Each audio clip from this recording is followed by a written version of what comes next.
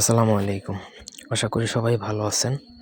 আজকে আমি আপনাদেরকে স্বামী বশীকরণ বা জামাইকে কিভাবে বশীকরণ করতে হয় বা পতিকে বশীকরণ কিভাবে করতে হয় সেটার একটা নকশা দিব। বাংলা নকশা, কিন্তু খুবই এফেক্টিভ, খুবই কার্যকর। ঠিক আছে?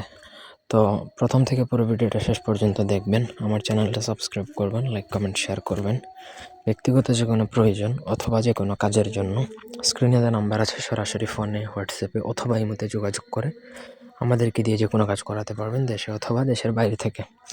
তো জামাই বশীকরণের জন্য আপনি যদি আপনার স্বামীকে নিয়ে খুবই বিপদে থাকেন, আপনার কথাবার্তা শুনে না, মারধর করে, গালমন্দ করে, সংসারের প্রতি অমনোযোগী, ওর বাবা মা ভাই বোনের কথা শুনে আপনাকে কোনো প্রাধান্য দেয় না, গালমন্দ করে, মারামারি করে, এই ধরনের যাবতীয় যত সমস্যাই থাকুক না কেন, প্রত্যেক সমস্যার সমাধান হয়ে যাবে এই নকশা দ্বারা।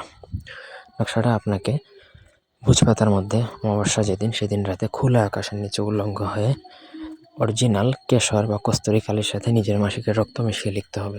আশা করি যতটুকু বলছি শুভ, এটা ইন্দ্রজালের নকশা।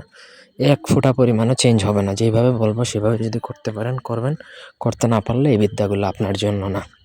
ভোজপাতার মধ্যে নকশাটা লিখে যেভাবে বলছি সেভাবে কালি বানিয়ে লিখবেন।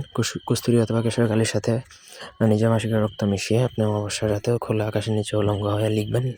লেখার পর ভোজপাতায় লিখবেন। তারপর সেই ভোজপাতা আপনাকে বট গাছের গোড়ায় দাফন করতে হবে অথবা বট গাছের মধ্যে ঝুলিয়ে দিতে হবে। এটা 24 থেকে 48 ঘন্টার মধ্যে কাজ করবে। ঠিক আছে? এর থেকে 1 মিনিটও বেশি লাগবে না। 1000% গ্যারান্টি দিচ্ছি আমি। ধন্যবাদ সবাইকে।